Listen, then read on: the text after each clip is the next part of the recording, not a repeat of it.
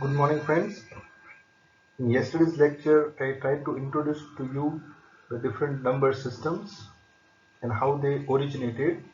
I tried to go through a brief history of numbers and how the whole world is now displayed through numbers. Why? Because numbers can be mathematically operated upon, like added, subtracted, multiplied, divided yesterday. We talked about it, right? So today we'll go and continue our 10th standard.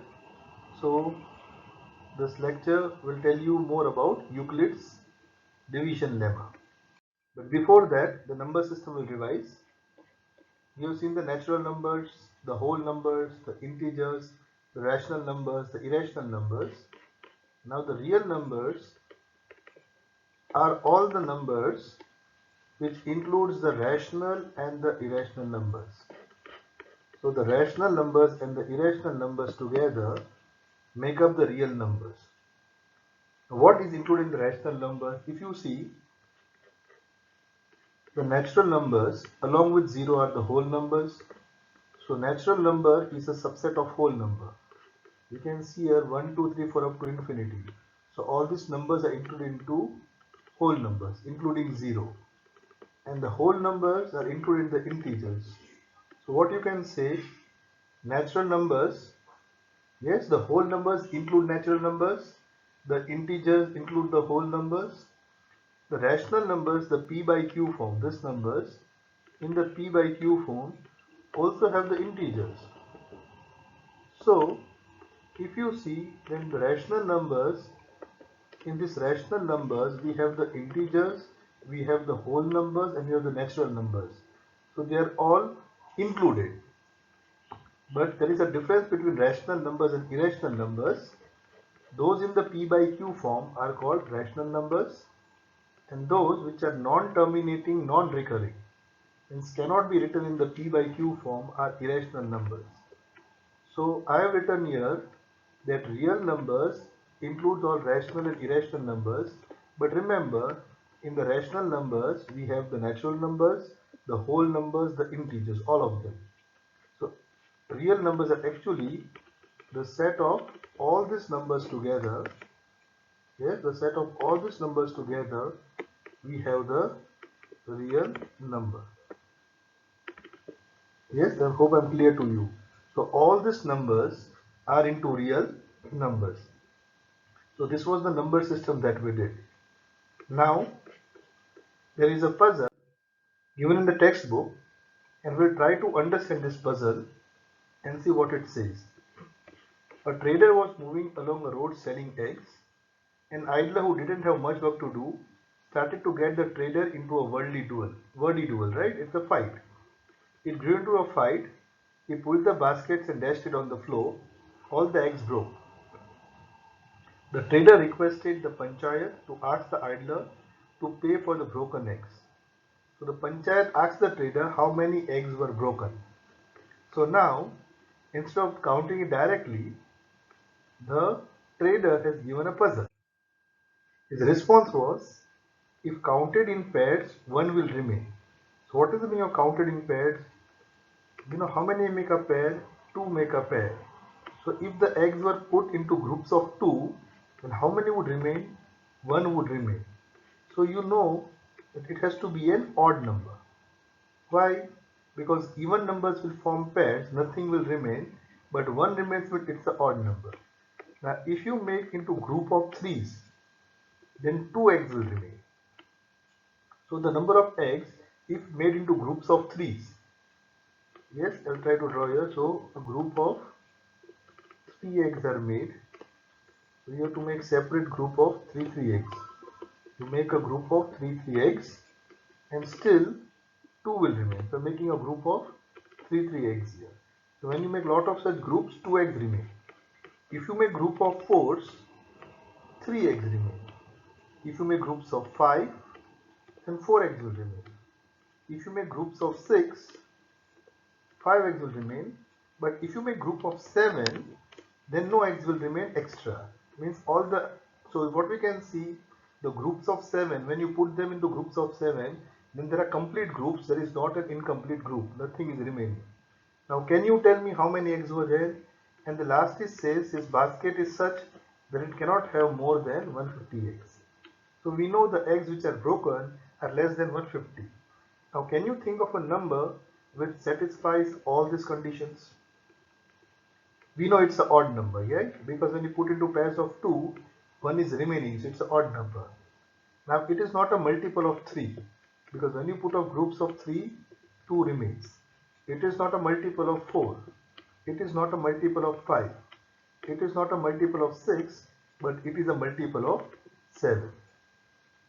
So if you go by the trial and error method and work it out, eventually you will reach that there will be 119 eggs. It is given in the. So if this puzzle is now put into numbers, then see what was said to us. If counted in sevens, nothing will remain. Means say our number is A. When you divide the A with groups of 7, then 0 remain. Means none remain. But if the same number is put into groups of 6, 5 remain.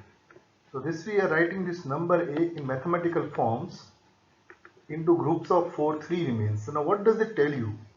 If you are understanding this, A is the number of eggs which were broken. When put into groups of 7, P groups were made. Now P groups can be 10 groups, 5 groups, 2 groups, 14 groups, 19 groups, 20 groups, we don't know. But P groups were made and 0 remained. So all were perfect 7 groups. But when this A number of eggs was put into groups of 6, then Q groups were made. So you can understand, when you make into groups of 7, the number of groups will be less. When you make groups of 6, the groups will be more, but in this case 5 remain. Now when these eggs were put into groups of 5, there were more groups made, W. So W means more groups, but 4 remained. So you will know that W is greater than Q and Q is greater than P because the number of groups keep on increasing. So when you make groups of 4, more groups will be there. Let us say S group. So now there are 25 or 28 groups, but 3 eggs still remain. Making groups of 3. Now there are T groups of 3, but still 2 remains. And finally, if they are made in pairs of 2, then 1 remains. And I told you the answer is 119. That you get by multiplying things in your head and coming to a number. Like we said, the number should be less than 150. The answer is 119. Now how will you check it out? Divide 119 by 7. So 7, how much is 119? 7, 17 is 119. So when you make 17 groups of 7, you get 119 eggs. 17 groups are made. So 17 proper groups and 0 remain. But if you divide 119 by 6, what will you get when you divide 119 by 6? Yes? Can you try it out?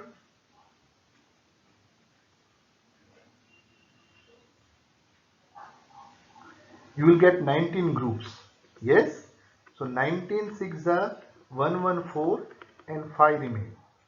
When you divide 119 by 5, so if you divide 119 by 5, how many groups can you make? Yes, by 5, 23 groups will give you 115 and 4 remain.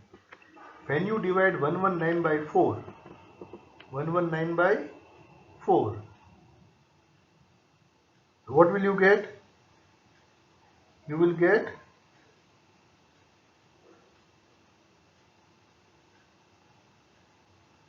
29 groups. 29 fours are 116 and 3 remain. So our answer is in the end 119x. Yes, so this was a puzzle just to introduce the way of writing real numbers. Now this was a puzzle, just try it out mentally and you see if you get the answer. But now we will move on to the mathematical form. So what is Euclid's division lemma? Now we have got a pair of numbers 17 and 6. So if I take this number 17 and make groups of 6, how many groups I can make? When I make a group of 6, I get 6. If I make one more group of 6, I get 12. Now 6 and 6 is 12 and 17. If I try to make one more group of 6, then I need 18, but we don't have 18. We have only 17. So what you can observe here, that I cannot make 3 groups. I can only make 2 groups of 6. So here I have made 2 groups of 6. So 6 2s are 12. So still 5 remain. In the next example, we have got 5 and 12. Means I have got 5 things and I want to make groups of 12. And you will find out it is impossible. You cannot make a group of 12 from 5. So you will have a 0 group. You can make a 0 group of 12 out of 5 things. Since you cannot make a group, only 5 remains. And if you have got 20 things and I have to make groups of 4, you got it right. We can make 5 groups of 4 and nothing will remain. So for each pair of positive numbers a and b, yes, we have numbers q and r such that a is equal to bq plus r. So in this case, a is, you can see, 17, b is 6, q is 2 and r is 5. And this remainder, this r, will always be less than this number. Always less. It can never be equal to this number. So the r can be 0, greater than 0 or equal to 0, but always less than b. Do not worry if you have not followed. We'll take further examples. You will still see things in detail. So here I have showed the picture now. What is again Euclid's division lemma saying? Given integers a and b, there exists unique number q and r. So I got an example here. I have taken a as 25. Can you see? I have taken a 25 and I have taken b as 3. So what you can see, this number a and b are 25 and 3. So when I divide 25 by 3, I get 3 is 24. So the question q is 8 and remainder r is 1. So how do I write here? A is equal to bq plus r. So what is my a again? The a is 25, called the dividend. The 3 is my divisor. So the numbers a and b are actually the dividend and the divisor, the a and b. But then I get a q, that is the question, the complete groups I can make, and r is the remainder which remains after the groups are made. So when I have got 25 things and I have to make groups of 3, that is a and b are given to me, then I know the q is 8 because 8 complete groups can be made, and then 1 is remaining. So this form, writing any real number in this form, is called Euclid's division lemma. Now I go for one example. Here I have taken a as 26. Yes, 26, 26 and 26. So this number a is 26. So I have taken only one number. In this case I took b as 3. Here I took b as 4 and here I have taken b as 5. So what you can see, the number a has remained same in all cases. B I have changed. As I have changed the b, you can see the q and the r changes. When a is 26 and b is 3, then q is 8 and r is 2. When I take a is 26 and b is 4, I get q is 6 and r is 2. When I take a is 26 and b is 5, I get q as 5 and r as 1. So what you can see here, this number 26 can be expressed in many different ways. So this is Euclid's division lemma. Any real number can be expressed in many different ways depending what you take your b. Yes, so the numbers a and b, when two numbers are given a and b, you can express any number in many different ways. How do you write it? A is equal to BQ plus R. So any number A and a number B. So the number A can be expressed in many different ways depending upon what B you take. And in each case you notice the R. R can be 0, but it is always less than B. The R could be 0 or whatever number, but always less than B. Can you see this? Here 2 is less than 3. Here 2 is less than 4. Here 1 is less than 5. So the remainder will always be. So what we can see here, this is a very important step. All real numbers can be expressed in the form A is equal to BQ plus R. So if any number A is given to you, you can choose an appropriate B. On choosing an appropriate B, you will get a Q and a R, and every number or same number can be expressed in many different ways. So this is Euclid's division lemma. Further we will learn how to express even and odd numbers in this form and even and odd numbers in different forms also. Yes, we will come to it later. Now comes the next part. So we have learned how to find HCF of two numbers. Now we are going to use Euclid's division lemma to find out the HCF of two numbers. Okay.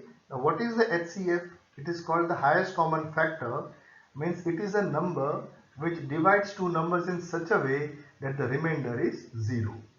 Meaning, if I have got my number A, yes, number A, and say, no, let me not call the number A, let me think of another number. Yes, let me call the numbers, let us say C and D. I have got two numbers, say C and D, right? Then there are two different numbers. I have to find the number B in both the cases. I have to find B in both the cases, the common number B, which will give me a remainder 0. Means this number B should divide C in such a way that remainder is 0, and even D in such a way that the remainder is 0. So here the example I have taken from the book only. We have to find the HCF of 455 and 42. First you can find by the normal method that you find, that is the prime factorization method. Okay, you can find the answer by prime factorization method. After that I will show you how we do it by Euclid's division lemma. So out of these two numbers, which one is the greater number? It is 455. So let us take our A is 455 and B is 42. So we have to take 455 and make groups of 42. So when you do the division, actual division, what you will see, 42 tens are 420 and remainder will be 35.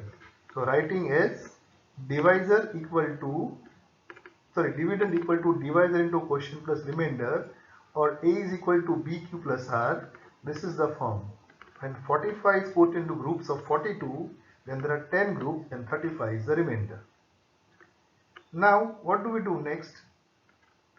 We'll take this number 42, the quotient which we got, and try to make groups of 35, because this is 35 which remains. So we have to take 45 and make groups of 32. But when you try that, 35 ones are 35 and you get 7 as a remainder. Now we'll make groups of 7 from this 35. So 35 equal to 7 5 are 35 and we got the remainder 0. Means now we further cannot make any smaller groups. So what we did you follow this group making pattern? When I made groups of 42 from 455, I could make 10 groups, but 35 remained as it is. So I broke this 35 into smaller groups.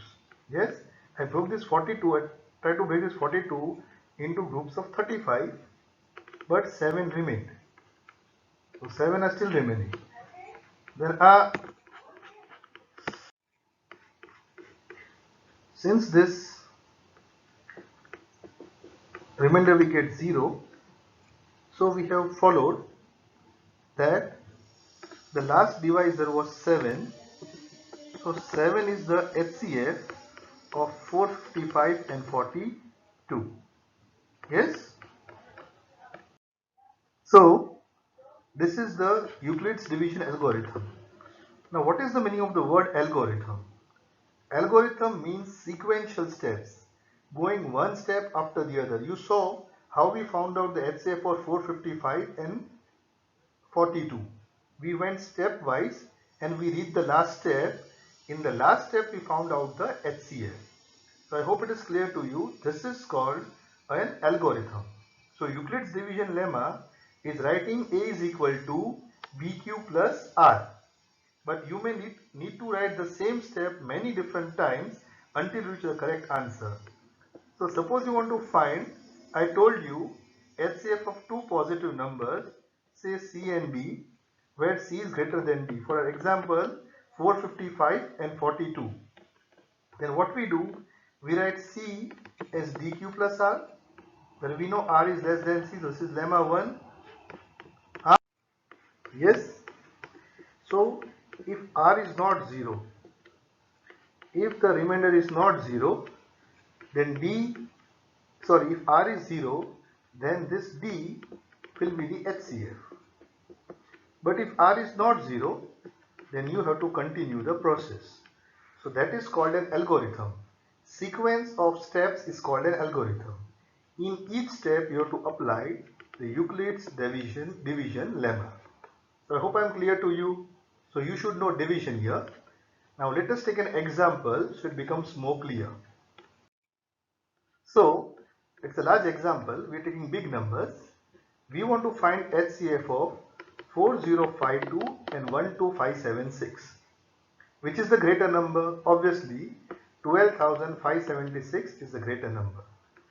So we'll divide 12,576 by 4052. So you do the actual division. You have to do the division. I have only written the steps here. You have to do the division. So you should know the calculation. So we divide by 4052 and get a remainder 420. Now what you have to do next? This number 4052 you will divide by 420. So when you do that, you get the remainder 272. So this number now 420 is to be divided by this number 272. So you keep on doing that. Yes, you will get a quotient and a remainder, a Q and a R. In each step you get a Q and a R, where the R is smaller than the B. Yes, you can see this is the third step. From the third we go to the fourth step. What we did here, this 272 was divided by 148. Now the 148 has to be divided by the 124. There's a remainder of 24 still. So this 124 has to be divided by 24. When we do that, we get a remainder of 4. So again, this 24 has to be divided by 4. And finally we get 24 equal to 4 is the 24 and 0. So what is the last remainder we had, or the last divisor we got was 4. So the HCF of two numbers is 4. Now you can see the algorithm. We had step 1 from the two numbers. From step 1 we sequentially went to step 2. We didn't get the remainder 0. We went to step 3. Didn't get the remainder 0. Then we went to step 4.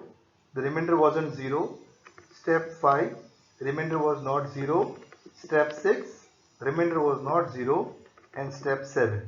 In the step 7 we got the remainder 0. So here we end the algorithm and this 4 has become our HCF. Yes, is it clear to you? So this is the algorithm. It is not necessary 7 steps. You may get your answer in 3 steps or 4 steps, but this is the algorithm you have to follow. In each step, the two numbers, the greater number we call A and smaller number we call B. So in all the sequence, the A and the B changes. You have to write A is equal to BQ plus R in this form. So here in this form we have written A is equal to BQ plus R. Can you follow? The two numbers are written in the form A is equal to BQ plus R. From this remainder, the A and the B changes in this step. So from here we get A is 4052 and B is 420. And again we write it in the next step. Then in this step also the A and B changes. So we go to the next step until we get the remainder 0. And when we get the remainder 0, the last divisor, that is 4, whatever divisor is your actual HCF. So this is, we have done what? Euclid's division lemma and Euclid's algorithm we got by using Euclid's division lemma to find out the HCF of two numbers. So we end here today. Revise the video and see it one more time. Thank you.